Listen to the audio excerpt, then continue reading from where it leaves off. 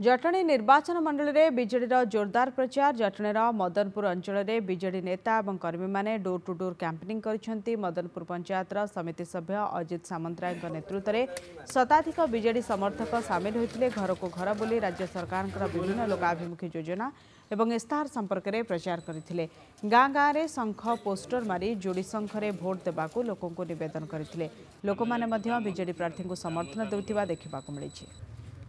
गतकाली आम बड़नाथपुर आरंभ करूँ घर को घर बुलिकी भोट मागवाई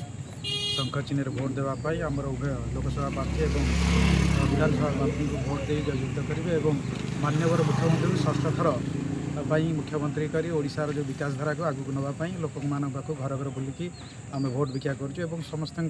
आग्रह रही माननीय मुख्यमंत्री एथर पुणी थे सशस्त्र मुख्यमंत्री करेंगे और ओडिशार विकास धारा को पुणी आगू ने समस्ते निष्पत्ति नहीं विपुल मात्रा भोट दे आमर दुई प्रार्थी को दुईटी संख्यार भोट दे जययुक्त करेंगे।